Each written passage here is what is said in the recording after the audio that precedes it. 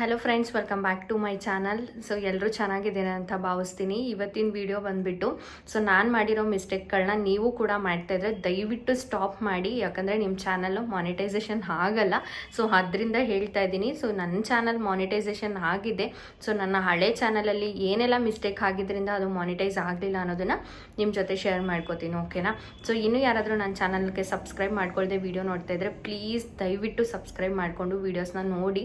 So ಇನ್ನು ನಿಮ್ಮ friends ಮತ್ತು ಫ್ಯಾಮಿಲಿ ಕೂಡ ಶೇರ್ ಮಾಡೋದನ್ನು ಮರಿಬೇಡಿ. ಆ್ಯಂಡ್ ನಾನೇನು ಮಾಡಿದೆ ಅಂತ ಅಂದರೆ, ಫಸ್ಟು ನನ್ನ ಚಾನಲ್ನ ಕ್ರಿಯೇಟ್ ಮಾಡಿದ್ದು ನಾನು ಈ 3 ಇಯರ್ಸ್ ಬ್ಯಾಕ್, ಓಕೆನಾ?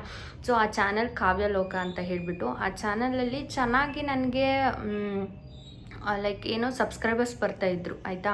ಬಟ್ ವಾಚ್ ಅವರ್ ಕಂಪ್ಲೀಟ್ ಆಗಲೇ ಇಲ್ಲ. ವೈ ಟಿ ರೂಲ್ಸ್ ಏನಿದೆ, 4000 ಅವರು 1000 ಸಬ್ಸ್ಕ್ರೈಬರ್ಸ್ ಕಂಪ್ಲೀಟ್ ಮಾಡಲೇಬೇಕು ವಿತಿನ್ 365 ಡೇಸ್ ಒಳಗಡೆ.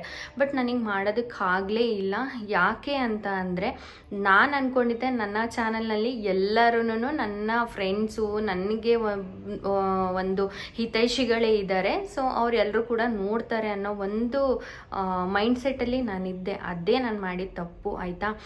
ಏನಕ್ಕೆ ಅಂತ ಅಂದರೆ, ನಾನು ಚಾನಲ್ನ ಕ್ರಿಯೇಟ್ ಮಾಡ್ತಾ ಇದ್ದೀನಿ ಅಂತ ಅಂದರೆ ಯಾರಿಗೂ ಕೂಡ ಹೇಳಬಾರ್ದು, ಆಯಿತಾ? ಜೆನ್ಯೂನ್ ಸಬ್ಸ್ಕ್ರೈಬರ್ಸ್ ಬರ್ತಾರೆ ಅಲ್ಲಿ. ಸೊ ನಾವೇನು ಅನ್ಕೋತೀವಿ, ಹೊಸ್ದಾಗಿ ಕ್ರಿಯೇಟ್ ಮಾಡಿಬಿಟ್ಟಿರೋರು ಎಲ್ಲರ ಮೇಲೂ ಒಂದು ಬ್ಲೈಂಡಾಗಿ ನಮಗೆ ನಂಬಿಕೆ ಬಂದುಬಿಟ್ಟಿರುತ್ತೆ.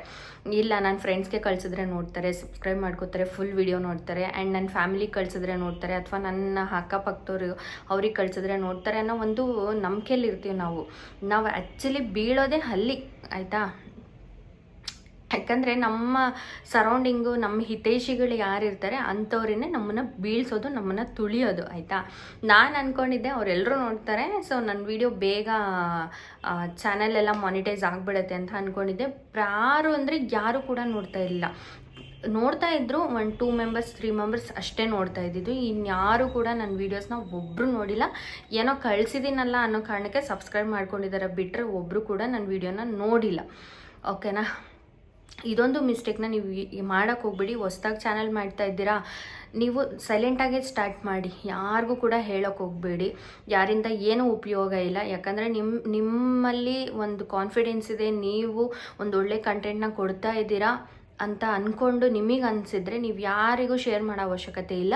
ಎಲ್ಲರೂ ತಾನಾಗೇ ಜೆನ್ಯೂನ್ ಆಗಿರುವಂಥ ಸಬ್ಸ್ಕ್ರೈಬರ್ಸು, ನಮಗೆ ಒಳ್ಳೇದಾಗಲಿ ಅಂತ ಬಯಸೋರು ಸಬ್ಸ್ಕ್ರೈಬ್ ಮಾಡಿಕೊಂಡು ವೀಡಿಯೋಸ್ನ ನೋಡ್ತಾರೆ. ಈ ಮಿಸ್ಟೇಕ್ನ ಯಾರು ಕೂಡ ಮಾಡೋಕ್ಕೆ ಹೋಗಬೇಡಿ. ಇದೇ big mistake first of all ಹೇಳಬೇಕಂದ್ರೆ. ಅದಾದಮೇಲೆ ಲೈವ್ ಮಾಡಿ. ನಾನು ಲೈವ್ ಮಾಡೇ ಇಲ್ಲ, ಒಂದು ಸಲನೂ ನಾನು ಲೈವಿಗೆ ಹೋಗಿಲ್ಲ. ಈ ಚಾನಲಲ್ಲಿ ನಾನು ಲೈವ್ ಮಾಡಿರೋದು. ಸೊ ಲೈವ್ನ ಮಾಡಿ, ನಿಮಗೆ ಯಾವಾಗೆಲ್ಲ ಟೈಮ್ ಸಿಗುತ್ತೋ ಅವಾಗೆಲ್ಲ ಲೈವ್ ಮಾಡಿ. ಒಂದು ಕಾನ್ವರ್ಸೇಷನ್ ಸ್ಟಾರ್ಟ್ ಆಗುತ್ತೆ, ಅದರಿಂದ ನಿಮಗೆ ಸಬ್ಸ್ಕ್ರೈಬರ್ಸ್ ಬರ್ತಾರೆ, ವಾಚ್ ಅವರ್ ಕೂಡ ಕಂಪ್ಲೀಟ್ ಆಗುತ್ತೆ. ಸೊ ಟುಗೆದರ್ ಲೈವ್ ಅಂತ ಕೂಡ ಇದೆ, ನೀವು ಅದನ್ನು ಕೂಡ ಮಾಡ್ಬೋದು. ಒಟ್ಟಿಗೆ ಇಬ್ಬಿಬ್ಬರು ಮಾತಾಡೋ ಅಂಥ ಲೈವ್, ನಾನು ಅದನ್ನು ಮಾಡಿಲ್ಲ. ಸೊ ಅದು ಕೂಡ ನಿಮಗೆ ಬೆನಿಫಿಟ್ ಇದೆ, ನೀವು ಅದನ್ನು ಕೂಡ ಮಾಡ್ಬೋದು. ಸೊ ಲೈವ್ನ ಮಾಡಿ, ನಿಮ್ಗೆ ಯಾವಾಗೆಲ್ಲ ಟೈಮ್ ಸಿಗುತ್ತೋ ಆವಾಗೆಲ್ಲ ಲೈವ್ನ ಮಾಡಿಬಿಡಿ, ಓಕೆನಾ? ನಾನು ಒಂದು 2-3 ಲೈವ್ ಮಾಡಿದ್ದೀನಿ ಅಷ್ಟೇ, ಜಾಸ್ತಿ ಮಾಡಿಲ್ಲ. ಸೊ ನಾನು ಕೂಡ ಇನ್ಮೇಲೆ ಲೈವ್ನ ಸ್ಟಾರ್ಟ್ ಮಾಡ್ತೀನಿ. ಕಂಪ್ಲೀಟ್ ಆದರೂ ಕೂಡ ಬಿಡಬಾರ್ದು. ಯಾಕೆ ಅಂತಂದರೆ ನಮ್ಗೆ ಅದರಿಂದ ಬೆನಿಫಿಟ್ ಇದೆ. ಸೊ ಲೈವ್ನ ನೀವು ಕೂಡ ಮಾಡಿ. ನಂತರ ಲೈವ್ ಮಾಡ್ದಂಗಂತೂ ದಯವಿಟ್ಟು ಇರೋಕ್ಕೆ ಹೋಗಬೇಡಿ. ಆ್ಯಂಡ್ ಇನ್ನೊಂದೇನು ಅಂತಂದರೆ, ಪ್ಲೇ ಲಿಸ್ಟ್ನ ಕ್ರಿಯೇಟ್ ಮಾಡಿಬಿಟ್ಟು ಕೆಲವರು ಏನು ಮಾಡ್ತಾರೆ, ಪ್ಲೇ ಮಾಡಿಬಿಟ್ಟು ಬಿಡ್ತಾರೆ. ಸೊ ನಾನು ಕೂಡ ಮಾಡಿದ್ದೀನಿ ಆ ಮಿಸ್ಟೇಕ್ನ. ಯಾಕೆ ಅಂತಂದರೆ, ವಿಡಿಯೋಸ್ ರನ್ ಆಗ್ತಾ ಇದ್ದರೆ ಏನಾಗುತ್ತೆ, ವಾಚ್ ಅವರ್ ಕಂಪ್ಲೀಟ್ ಆಗಿಬಿಡತ್ತೆ ಅನ್ನೋ ಒಂದು ನಂಬಿಕೆ. ಅಂದರೆ ಕೆಲವು ವೀಡಿಯೋಸ್ ನೋಡಿಬಿಟ್ಟಿದ್ದೀನಿ ನಾನು ಯೂಟ್ಯೂಬ್ ಚಾನಲಲ್ಲಿ, ಅವ್ರು ಹೇಳಿದ್ದಾರೆ, ಅವ್ರು ಹೇಳ್ದಂಗೆ ನಾನು ಫಾಲೋ ಮಾಡಿದ್ದೀನಿ ಕೆಲವೊಂದು ಚಾನಲ್ಲು. ಸೊ ಹಿಂಗಾಯಿತು, ನಾನು ಮಾಡಿದೆ, ಮತ್ತು ಯಾವುದೇ ಥರದ್ದು ಅಪ್ಡೇಟ್ಸ್ ಕೂಡ ಆಗಲಿಲ್ಲ. ಇನ್ ಕೇಸ್ ನಿಮಗೆ ಪ್ಲೇ ಲಿಸ್ಟಿಂದ ವಾಚ್ ಅವರ್ ಕಂಪ್ಲೀಟ್ ಆಗಿದೆ ಅಂತಲೇ ಇಟ್ಕೊಳ್ಳಿ, ಬಟ್ ನಿಮಗೆ ಮಾನಿಟೈಸೇಷನ್ಗೆ ಪ್ರಾಬ್ಲಮ್ ಆಗುತ್ತೆ. ಸೊ ರಿಜೆಕ್ಟ್ ಮಾಡ್ತಾರೆ ನೀವು ಅಪ್ಲೈ ಮಾಡಿದಾಗ. ಹಾಗಾಗಿ ನಾನು ಈ ಪಾಯಿಂಟ್ನ ನನ್ನ ಈ ಹೊಸ ಚಾನಲಲ್ಲಿ ಬಿಟ್ಟುಬಿಟ್ಟೆ. ನಾನು ಮಾಡೋದೇ ಬೇಡ, ಆದಾಗ ಕಂಪ್ಲೀಟ್ ಆಗಿಬಿಡಲಿ ಅಂತ ಬಿಟ್ಟೆ. ಅದರಿಂದ ನಾನು ಮಾನಿಟೈಸೇಷನ್ಗೆಲ್ಲ ಅಪ್ಲೈ ಮಾಡಿದ್ಮೇಲೆ ಪಿನ್ನು ಜಸ್ಟ್ 4-5 ಡೇಸ್ಗೆ ನನಗೆ ರೀಚ್ ಆಯಿತು, ಓಕೆನಾ? ಸೊ ನೀವು ಈ ಮಿಸ್ಟೇಕ್ನು ಮಾಡಬೇಡಿ. ಆ್ಯಂಡ್ ನಿಮಗೆ ಏನು ಕನ್ಸಿಸ್ಟೆನ್ಸಿಯಾಗಿ ನೀವು ವೀಡಿಯೋಸ್ನ ಹಾಕ್ಕೊಂಡೋಗಿ. ನಾನೇನು ಮಾಡ್ತಿದ್ದೆ ಗೊತ್ತಾ, ನನ್ನ ಮೈಂಡ್ಸೆಟ್ ಹೆಂಗಿತ್ತು ಅಂತ ಅಂದರೆ, ಜನಕ್ಕೆ ಏನಾದರೂ ಇಂಪಾರ್ಟೆಂಟ್, ವಾರಕ್ಕೊಂದೇ ಆಗಲಿ ಅಥವಾ 10 ದಿನಕ್ಕೊಂದೇ ಆಗಲಿ ಒಂದೇ ವೀಡಿಯೋ ಹಾಕೋಣ, ಅದು ಏನಾದರೂ ಯೂಸ್ ಆಗೋವಂಥ ವೀಡಿಯೋ ಇರಲಿ ಅನ್ನೋ ಕಾರಣಕ್ಕೆ ನಾನೇನು ಅಂದ್ಕೊಂಡಿದ್ದೆ, ಹಳೆ ಚಾನಲಲ್ಲಿ ಅದೇ ಮಾಡ್ತಿದ್ದೆ. ಬಟ್ ಈ ಚಾನಲಲ್ಲಿ ನಾನು ಸ್ಟಾರ್ಟಿಂಗ್ ಡೇಸ್ ಏನು ಮಾಡಿದೆ, ಕನ್ಸಿಸ್ಟೆನ್ಸಿಯಾಗಿ ನಾನು ವೀಡಿಯೋಸ್ನ ಹಾಕ್ಕೊಂಡು ಹೋಗೋದಕ್ಕೆ ಸ್ಟಾರ್ಟ್ ಮಾಡಿದೆ.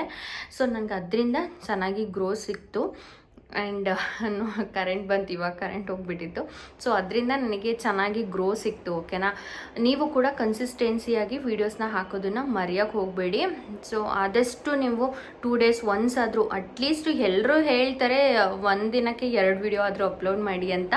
ಬಟ್ ಓಕೆ ಮಾಡ್ತಾರೆ ಕೆಲವರು, ಬಟ್ ನನಗೆ ನಾನು ಏನು ಹಾಕೋಣ, ಏನಂತ ವೀಡಿಯೋಸ್ ಮಾಡೋಣ, ಏನು ಹಾಕೋಣ ಅಂತ ಅಂದ್ಬಿಟ್ಟು ನಾನು 3 days ಒನ್ಸು ಅಥವಾ ಈ ಥರನೇ ಒಟ್ಟಲ್ಲಿ ನಾನು ವೀಕ್ಲಿ 2-3 ವೀಡಿಯೋಸ್ ಅಪ್ಲೋಡ್ ಮಾಡ್ತಾ ಇದ್ದೆ.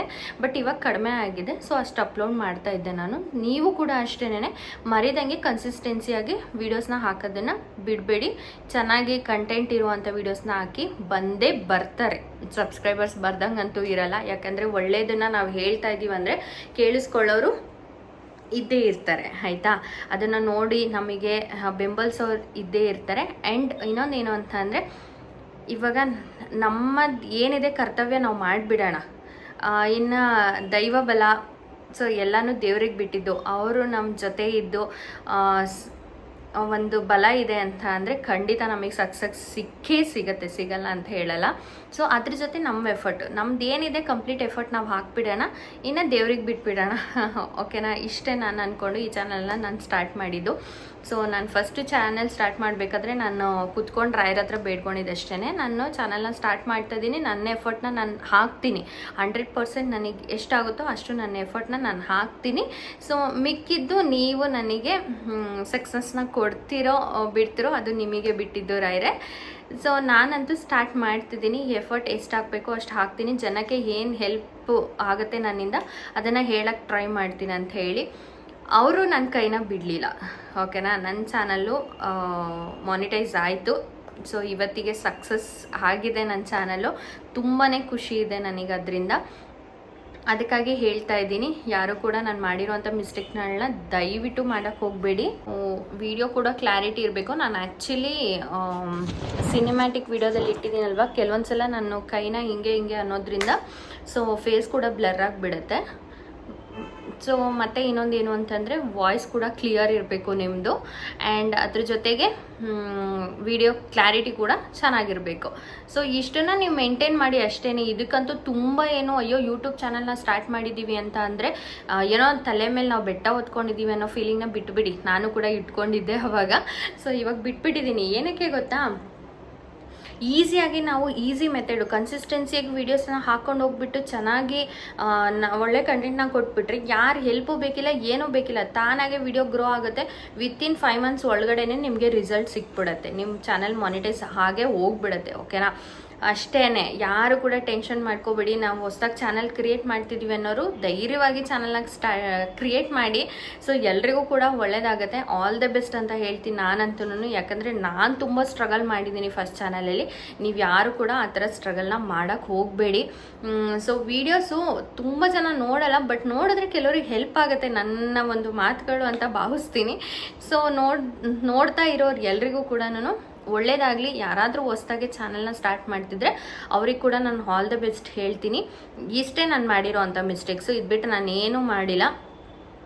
ಆ್ಯಂಡ್ ನಂದು ಇನ್ನೊಂದು ಚೂರು ಪ್ರೋಸೆಸ್ ಇದೆ, ಅದು ಕಂಪ್ಲೀಟ್ ಆದಮೇಲೆ ನಾನು ಯಾರ ಹತ್ರ ಕೊಟ್ಟಿದ್ದೆ ನನ್ನ ಚಾನಲ್ದು ಮಾನಿಟೈಸ್ ಮಾಡೋದಕ್ಕೆ ಅಂತ ಹೇಳ್ಬಿಟ್ಟು ನಾನು ಹೇಳ್ತೀನಿ. ತುಂಬ ಜನ ಬೇರೆಯವ್ರ ಹೆಸರನ್ನ ಸಜೆಸ್ಟ್ ಮಾಡಿದರು, ಇವ್ರಿಗೆ ಕೊಟ್ಟಿದ್ರಾ ಅಂತ ಹೇಳಿ.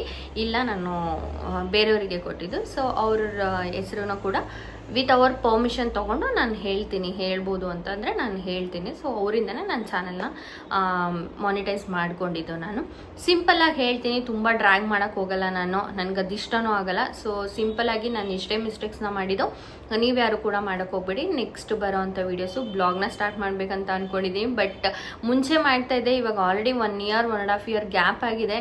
ಸೊ ಯಾವ ಥರ ವೀಡಿಯೋಸ್ನ ಶೂಟ್ ಮಾಡ್ತೀನಿ ಏನೋ ನನಗೆ ಒಂದು ಕೂಡ ಐಡಿಯಾ ಇಲ್ಲ. ಹೋಪ್ ನೀವೆಲ್ಲರೂ ಕೂಡ ನನಗೆ ಸಪೋರ್ಟ್ ಮಾಡ್ತೀರಾ ಅಂತ ಅನ್ಕೋತೀನಿ.